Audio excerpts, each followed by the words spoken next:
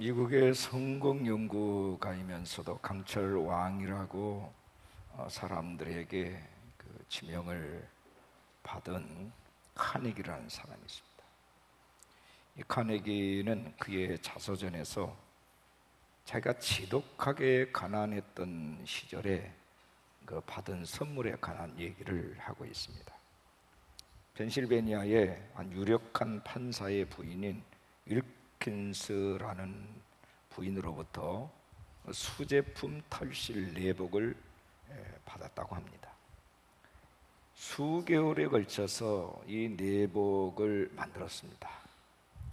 한 땀 한 땀 너무너무 정성을 다해서 만들어놓은 그 내복, 재료값으로 따지면 얼마 안 되지만 그는 자기가 받은 선물 중에 최고의 보물이었다고 말할 정도입니다.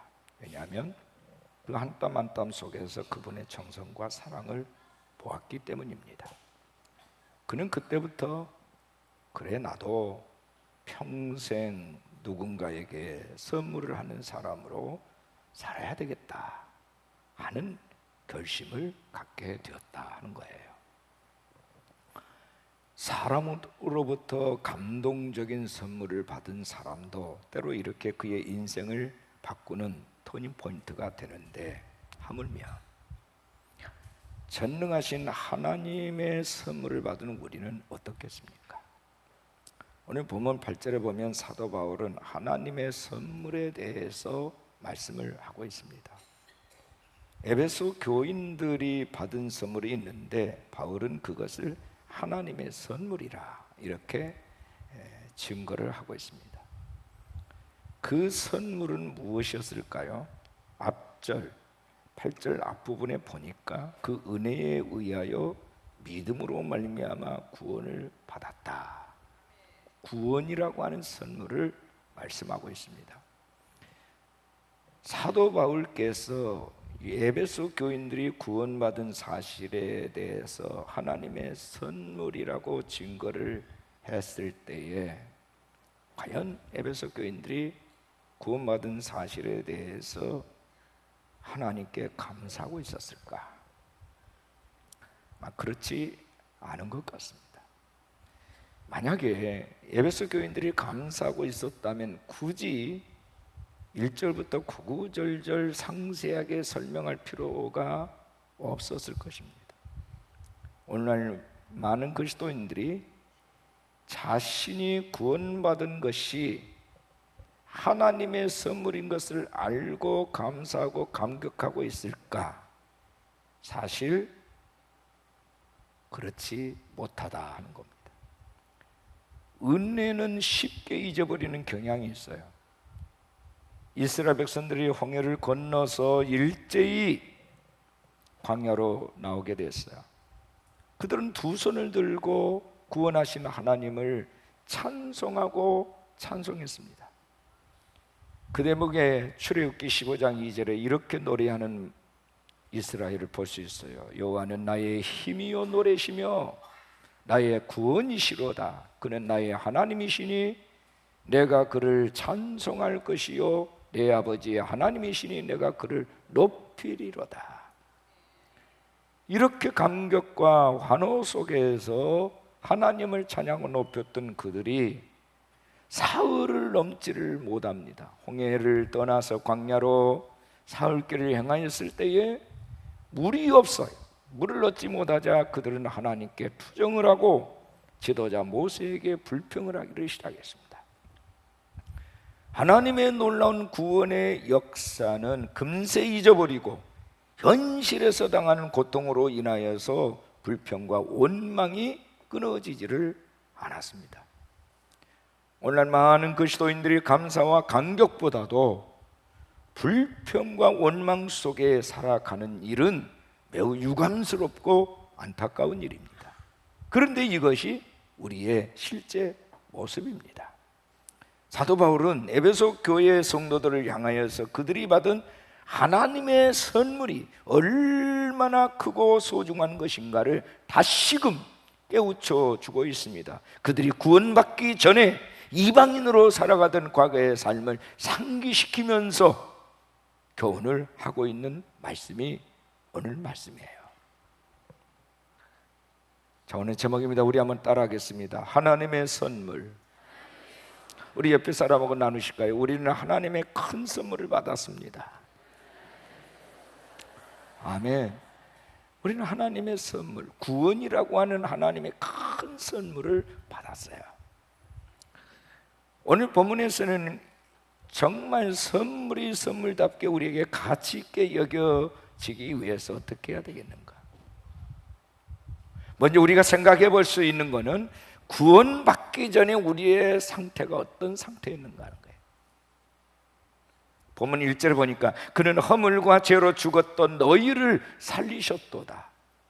허물과 죄로 죽어 있었던 우리를 살리셨다는 겁니다. 영적으로 죽어 있었어요. 하나님을 떠나 있는 상태를 죽었다, 이렇게 표현하고 있습니다.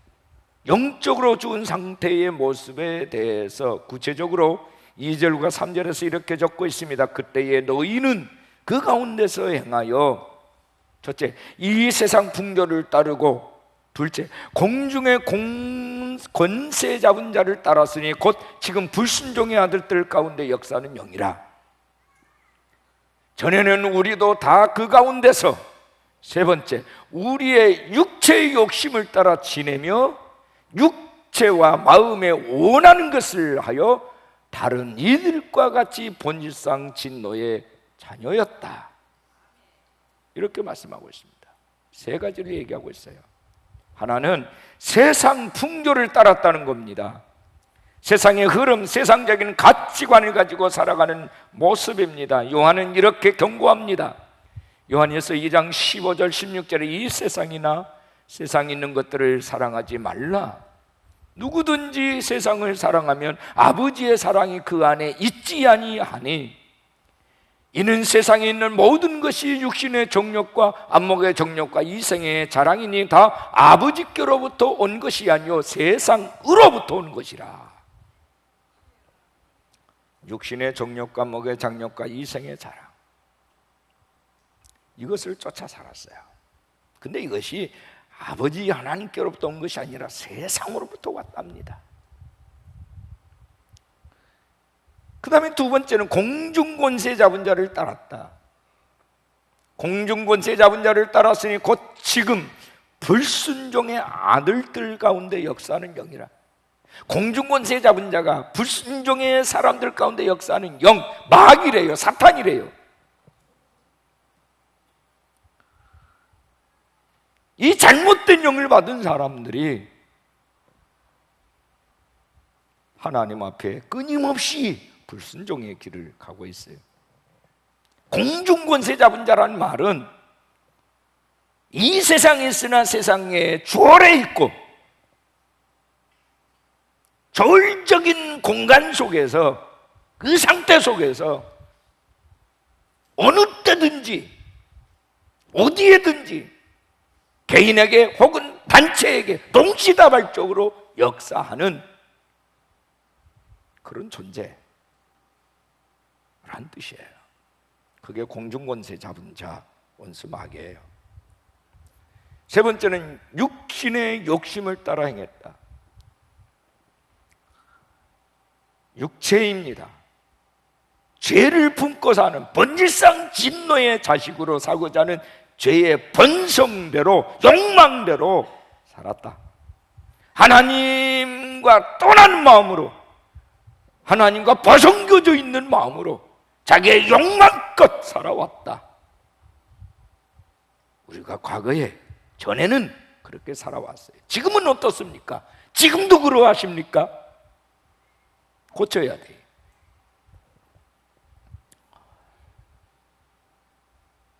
죄로 말미암아 물들고 왜곡된 자상은 불행한 자상이에요.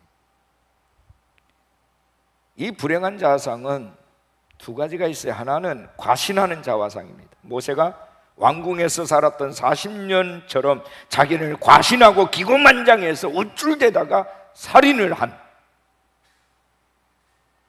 그리고 또 하나는 부정적인 자화상이 있어요. 그래서 나 같은 게 뭘 할 수 있어? 나는 아무것도 못해. 늘 자기 자신을 비하합니다. 이건 겸손이 아니에요.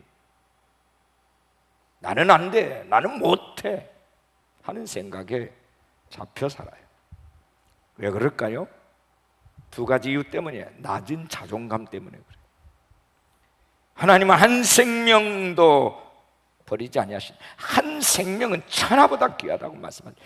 우리는 존귀한 자라고 말해요. 하나님의 자녀된 권세를 주셨다고 얘기했어요. 그런데 아니야, 나는 보잘것없어, 나는 형편없어.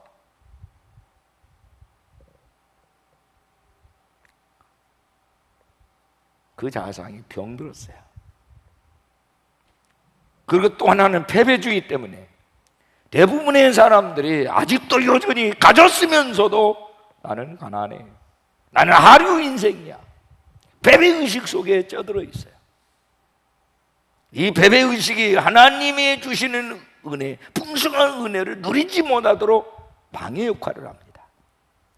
삶이 나아졌는데도 불구하고 옛날 가난했던 시절의 생각을 떨쳐보지를 못하고, 그래서 자꾸 움켜쥐려고 하고 욕심부리고 인색하게 살아갑니다. 먹지도 못하고 간직하고 살다가 그냥 죽는 사람들도 많아요. 쌓아두는 것은 보물이 아니에요. 돈을 벌었으면 적절하게 사용하고 써야 되는 거예요. 근데 쌓아만 놓고 먹지도 입지도 못합니다. 더군다나 주지도 못하고 간직만 하고 있습니다. 그래서 돈이 사람을 가지고 노는 거예요. 이기적이고 구두쇠가 되게 하고 속이고 미치게도 만들고 교활하게도 만드는 게 돈이에요. 돈뿐입니까? 어떤 사람은 권력에 매어 살아요. 지식과 자기 어떤 전문적인 정보에 매어 살아요. 그것에 아류가 돼서 그것을 뛰어넘지를 못하고 가졌다는 것 때문에 그것으로 갑질을 하고 사람을 죽여요.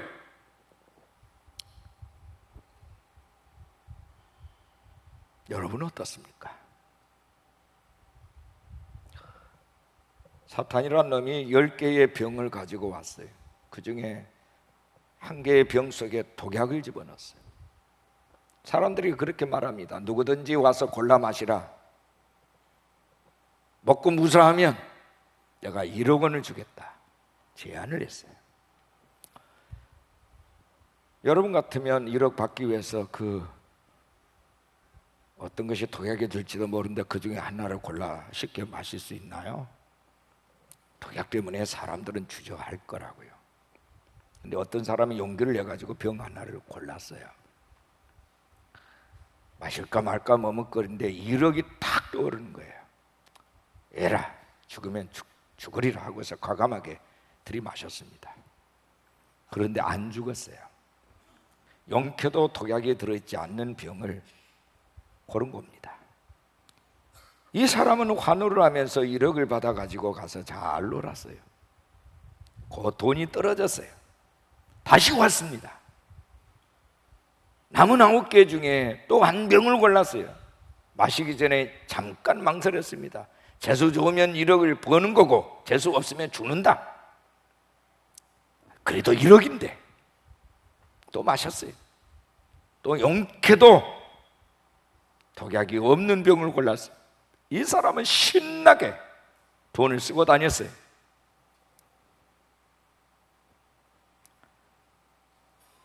이 사람은 돈이 떨어질 때마다 다시 찾아옵니다. 돈에 중독이 되고 말았어요. 돈이 떨어지면 또 왔어요. 그때마다 이 사람은 용케도 독약이 없는 병을 잘 골랐어요.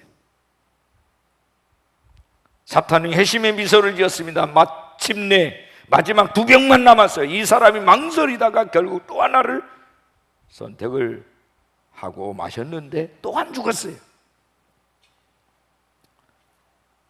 이 사람이 환호를 지르며 저와 벌쩍 뛰고 있는데 사탄이 그에게 말합니다. 이놈아, 애초부터 독약은 없었다. 그런데 너는 이제 돈에 중독이 되고 말았어. 이제 너는 마침내 그 독약을 마시게 될 거야. 여러분, 섬뜩한 얘기 아닙니까? 오늘 세상에 돈으로부터 자유롭지 않는 사람이 어디 있겠어요? 돈으로부터 자유로운 사람이 어디 있겠냐고요. 이 얘기는 오늘 우리의 스토리입니다. 사탄은 지금도 사람들에게 돈의 영혼을 팔게 하고 병들게 하고 정신이 몽롱하게 하고 육체까지 망가지게 합니다.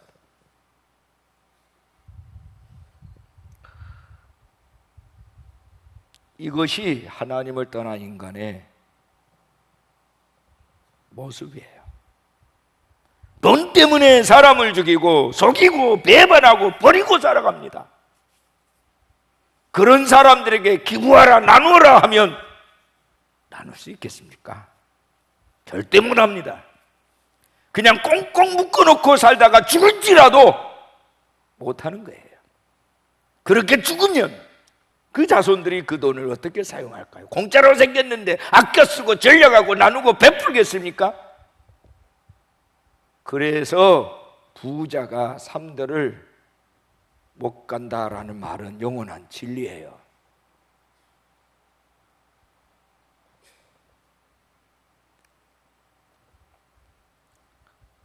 하나님을 떠난 인생들, 그러니까 영적으로 죽어있는 상태 속에 빠져있는 사람들은 세상 풍조를 따르고 공중권세 잡은 자 마귀를 따르고 육신의 욕심을 따라 살아가요. 그리고 인생의 결론은 진노의 자식으로 전락을 하고 심판을 받아요. 이것이 하나님의 말씀이에요. 부끄럽게도 우리나라는 OECD 국가 중에서 자살률이 가장 높은 나라예요. 왜요? 사람들이 희망, 소망을 잃었어요. 희망이 없다는 거예요. 차라리 죽자 하고서 죽는 거예요. 희망이 없기 때문에, 소망이 없기 때문에. 이게 바로 허물과 죄로 말미암아 죽은 인생들의 모습이에요. 지금은 살아있어도 살아있는 게 아니에요. 이미 영이 죽었어요. 과거에 우리가 그랬다는 거예요. 그래서 예수로 말미암아 살았는데 지금도 너희들이 과거처럼 허물과 죄로 죽어있는 상태처럼 산다면 되겠냐는 거예요. 우리는 하나님의 선물을 받았어요. 그 선물이 뭐죠? 구원이에요. 구원받은 백성들이에요. 두 번째는요, 이 하나님의 선물은 하나님의 큰 사랑으로 말미암아 우리에게 값없이 주어졌어요. 큰 사랑으로. 본문 4절에 긍휼이 풍성하신 하나님이 우리를 사랑하시는 그 큰 사랑을 인하여,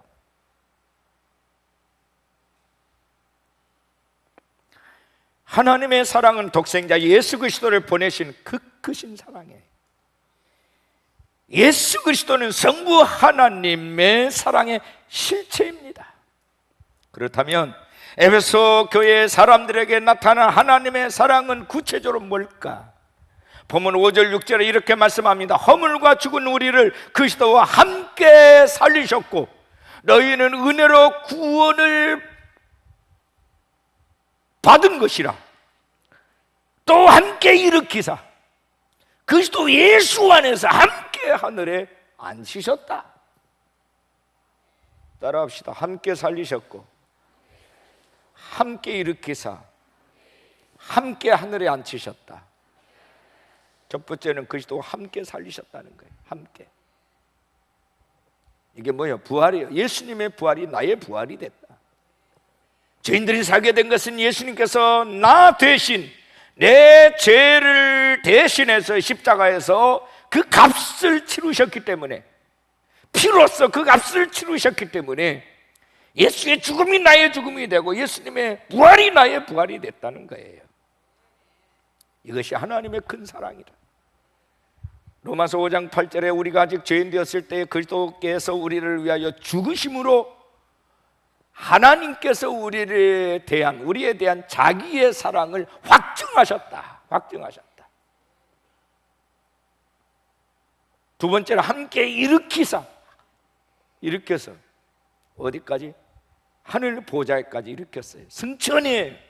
예수로 말미암아 구원받은 사람은 그의 죽으심과 함께 하늘에 승천했어요. 우리의 영이. 그래서 우리의 위치는 하늘나라입니다. 우리의 영적 포지션은 천국이에요. 세 번째, 함께 하늘에 앉히셨다. 이 말은 영광스러운 보좌에 앉히셨다 그 말이에요. 예수님께서 십자가에 죽으시고 사흘 만에 부활하셨습니다. 40일 동안 부활을 증거하신 후에 승천하셨어요. 다시 영광의 자리로 복귀하셨습니다. 이와 같이 예수를 말미암아 예수를 믿는 모든 사람들은 예수와 함께 죽었고, 예수와 함께 살았고, 예수와 함께 승천했고, 예수와 함께 하늘 보좌에 앉게 됐다는 거예요. 이게 우리의 거룩한 신분이에요. 주님의 언약을 기억하십니까? 요한복음 14장 1절 이하에 너희는 마음에 근심하지 말라. 하나님을 믿으니 또 나를 믿으라. 내 아버지 집에 거할 것이 많도다. 그렇지 않으면 너희에게 일렀으리라. 내가 너희를 위하여 거처를 예비하러 가노니, 가서 너희를 위하여 거처를 예비하면 내가 다시 와서 너희를 내게로 영접하여 나 있는 곳에 너희도 있게 하리라. 할렐루야. 우리 손 들고 아멘. 네, 이건 우리의 행위로 된 게 아니에요. 하나님의 선물이에요.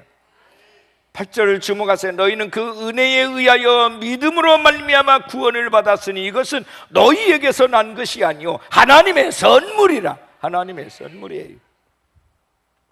여기 놀라운 신비가 있어요. 두 가지입니다.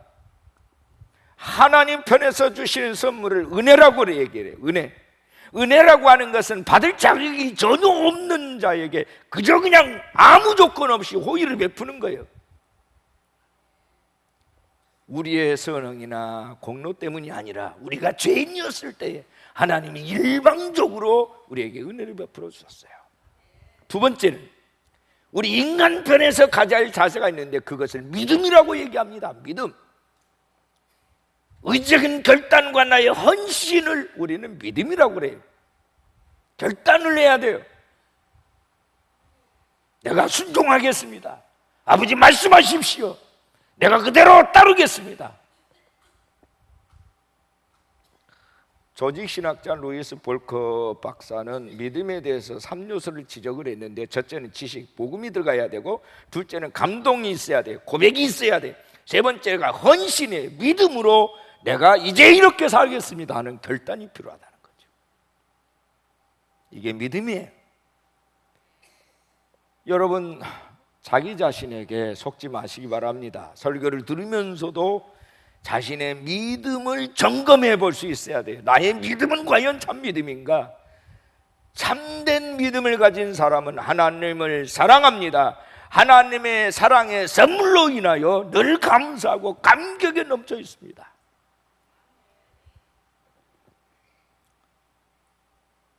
여러분, 찬송가 304장 기억하시죠? 그 크신 하나님의 사랑 말로 다 형용 못하네. 저 높고 높은 별을 넘어 이 낮고 낮은 땅에 죄 범한 영혼 구하러 그 아들 보내사 화목제물 삼으시고 제 용서하셨네. 하나님 크신 사랑은 측량다 못하니 영원히 변치 않는 사랑. 성도여 찬양하세.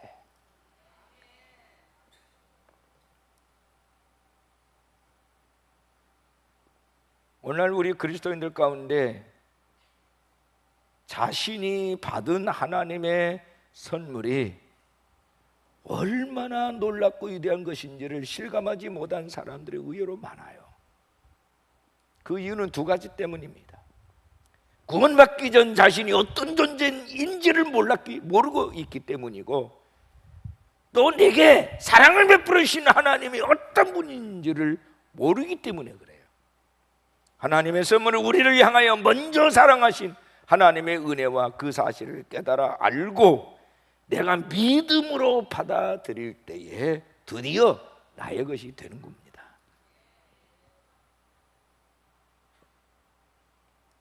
여러분, 하나님의 사랑을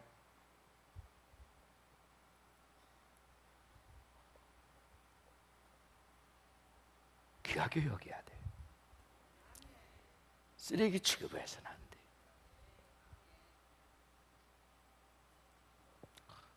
어떤 분이 자기 집에 있는 귀한 도자기 하나를 아끼고 아끼다가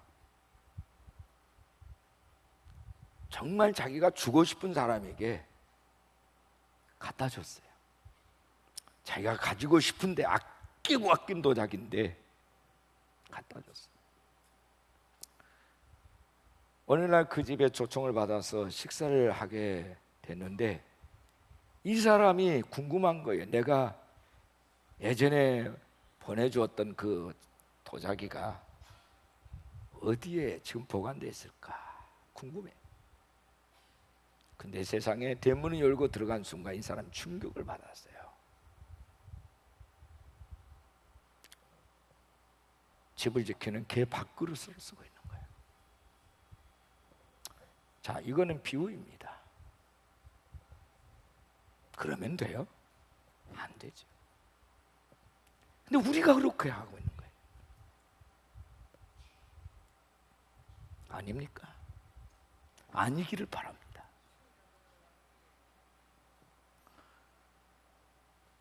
세 번째, 따라합시다. 우리 가슴에 손을 거예요. 나는 하나님의 선한 일을 위하여 지으심을 받았습니다. 할렐루야. 아멘. 10절 본문을 보세요. 우리는 그가 만드신 바라 그리스도 예수 안에서 선한 일을 위하여 지으심을 받은 자니 이 일은 하나님이 전에 예비하사 우리로 그 가운데서 행하게 하려 하심이니라. 그리스도인들이 구원을 자랑할 수 없는 이유는 구원이 우리 인간의 공로에 의한 것이 아니라 하나님이 우리를 위해서 만들어주신,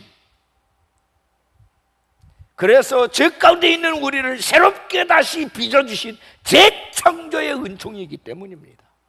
전적인 하나님의 소관이고 하나님이 주신 선물이기 때문에 우리는 자랑할 게 없어요. 우리에게 베푸르신 하나님 외에는.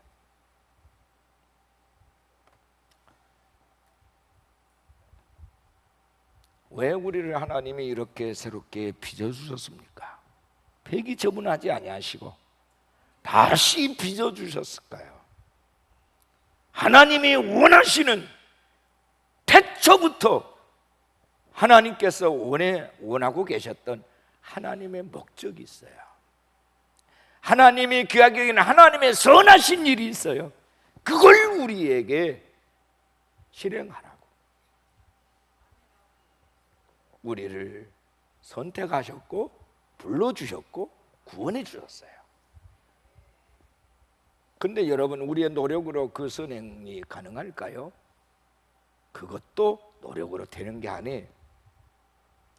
사도행전 10장 38절에 이렇게 말합니다. 하나님이 나사렛 예수에게 성령과 능력을 기름 부어 하셨으며 그가 두루다니며 첫째 선한 일을 행하시고 둘째 마귀에게 눌린 모든 사람을 고치셨으니 이는 하나님이 함께 하셨습니다. 하나님이 함께 하시는 사인이 있어요. 성령의 능력과 성령으로 말미암아 기름 부어지는 역사, 성령에 의해서 선한 일을 하고 성령의 도우심으로 마귀를 이기는 거지 내 힘으로 내 의지로 되어지는 것이 아니라는 거예요.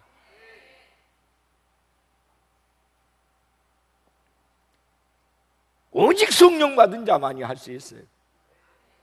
오직 성령이 그 마음에 부음받은 사람만이 능력 있는 삶을 살 수 있어요. 그의 지식도 아니고 그의 권력도 아니고 그의 힘도 아닙니다. 권력이 힘 있는 것 같지만 옛날에 곤불 3년이라고 그랬어요. 몇 년 못 가요. 그 자리에서 밀려나면 힘 없어요. 아무것도 아니에요. 그런데 우리 안에 성령님은 영원토록 우리를 떠나지 아니하십니다. 할렐루야. 영원토록 우리와 함께 하십니다. 내가 그분을 인정해 드리기만 하면 언제든지 우리를 소유하시고 우리를 하나님의 능력 가운데로 이끌어 가시는 분이세요. 그분은 항상 우리와 함께 하신 분이에요. 떠나지 아니하십니다. 우리를 고아처럼 버려두는 분이 아니세요. 그 능력은 제한이 없어요. 항상 능력이 있어요.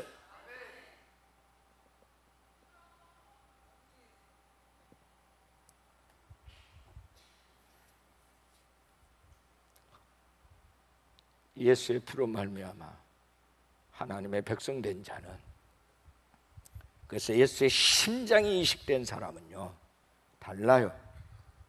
그의 삶이 다릅니다.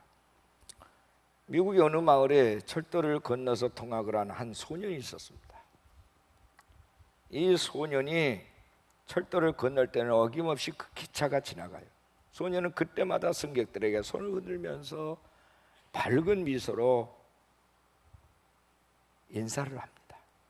하루는 엄청난 폭우가 내려서 철로가 유실이 돼서 끊겨 있어요. 그것을 이 아이가 보게 된 거예요. 만약에 기차가 그대로 지나가면 수천 명의 사람이 희생되거나 죽어요. 소년은 가방에서 연필을 깎는 칼을 꺼내서 자기 허벅지를 찔렀습니다. 그리고 자기의 흰 셔츠를 벗고서 빨간 비로 스톱이라고 하는 글씨를 써서 철로 한복판에 서서 이것을 들고 있어요. 기차가 옵니다. 기관사는 경적을 울립니다. 근데 이 아이가 꼼짝도 않고 들고 서 있습니다. 가까이 왔을 무렵에 기관사의 눈에 스톱이라는 글자가 보입니다. 갑자기 급정거를 했어요. 그러나 이미 이 소녀의 몸은 갈갈이 찢긴 시체가 된 후였어요. 기관사는 그제서야 내려서 보니 철로가 끊겨져 있었다는 사실을 알게 됐어요. 그는 선열이 난자는 소년의 시체를 끌어안고 울부짖었습니다. 너의 핏값으로 우리가 살았다. 너의 핏값으로 우리가 살았다. 비유컨대 이 소년은 예수 그리스도시요, 우리는 그 기차의 승객들입니다. 우리는 예수 그리스도의 핏값으로 구원을 받았어요. 그러나 그 고마움을 아는 사람은 많지 않아요. 몰라서 모르는 이들도 있어요. 그래서 우리는 그들에게 복음을 전해야 될 빚을 진 사람들인 것을 기억해야 돼요. 사람들은 정말 소중한 것들이 오히려 가볍게 여기는 경향이 있어요. 진실로 우리가 깨달아야 합니다. 인간의 생명과 능력과 기회는 제한되어 있어요. 항상 열려있는 게 아니에요. 우리가 주님의 이름으로 하나님이 원하시는, 하나님의 목적하신 선한 일을 함에 있어서 항상 기회가 있는 게 아니라고요. 언젠가는 우리의 힘도 떨어져요. 우리의 가진 것도 없어져요. 있을 때 해야 해요. 하라 하실 때 해야 합니다.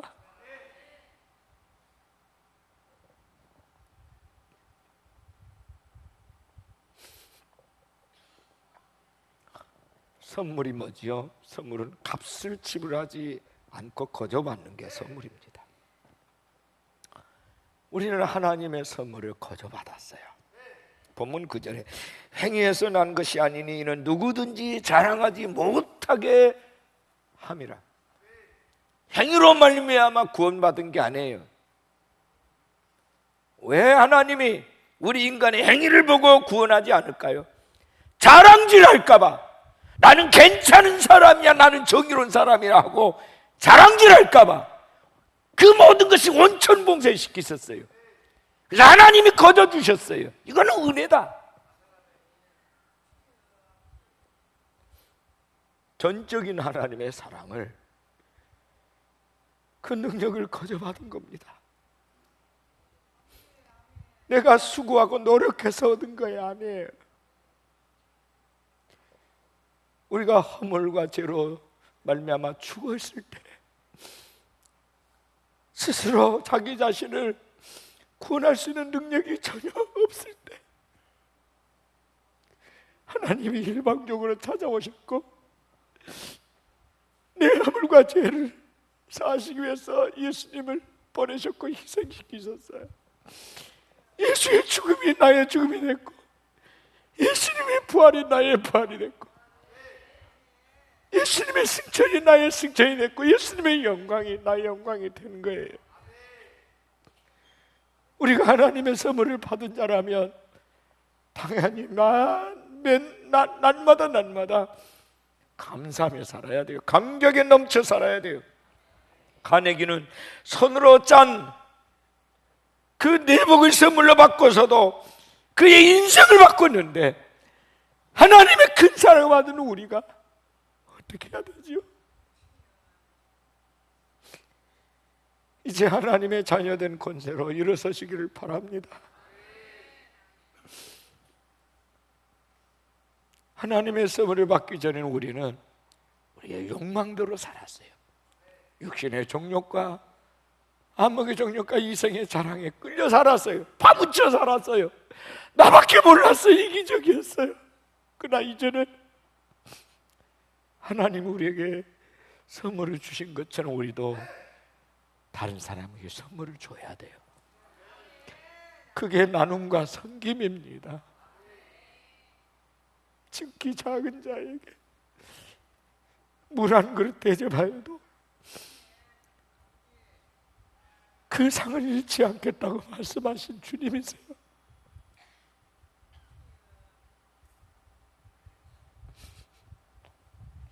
여러분의 가족을 위해서, 여러분의 이웃을 위해서, 우리의 교우들을 위해서, 저 북한 내 사랑 가족들을 위해서